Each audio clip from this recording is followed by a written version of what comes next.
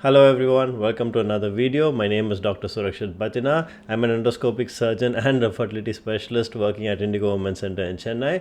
And today we're going to talk about fertility preservation for trans and non-binary folk in our society. Starting hormone therapy or undergoing gender affirmation surgeries are one of the crucial factors for trans and non-binary folk, especially on their journey of self-understanding. However, these steps come with the risk of impacting their future parenthood. Fertility preservation is a process of saving either the eggs, the sperm, or the reproductive tissue so you can have your own biological children in the future. There are different types of fertility preservations that are available for trans people, and it all depends on the age, the stage at which they are at in transitioning.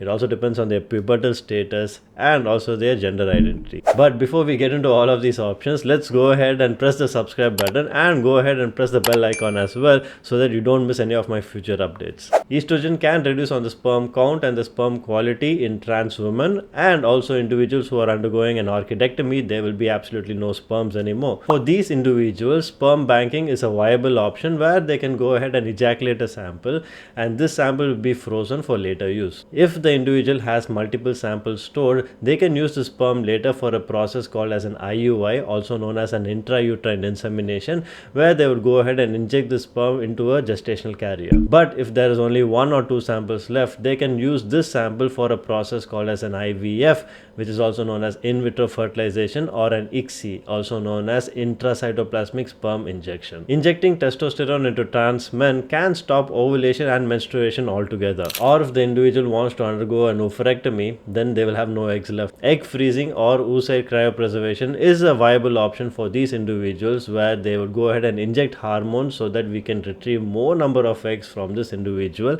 and once we do that, we can go ahead and cryopreserve them, which can be used later with an IVF or an ICSI procedure. Embryo freezing is another viable option for trans men and trans women, where they'd go ahead and inject the gametes either with a donor sperm or an egg, or they would use a partner sperm or egg and make an embryo. And this embryo can be preserved for however long they want, and after which they would go ahead and inject this embryo into a gestational carrier as and when they want to become parents. Ovarian cryopreservation is a fairly new procedure where a part of the ovary is removed and then it is later put back or transplanted into the patient, at which point they can either conceive naturally or through the process of IVF. It's a similar process for trans women as well. A part of the testis or the complete testis can be removed and cryopreserved, which can be later transplanted into the body, and the patient can try to either conceive naturally or through a process of IVF. If you want to know more information about fertility preservation, I would urge you to talk to your fertility specialist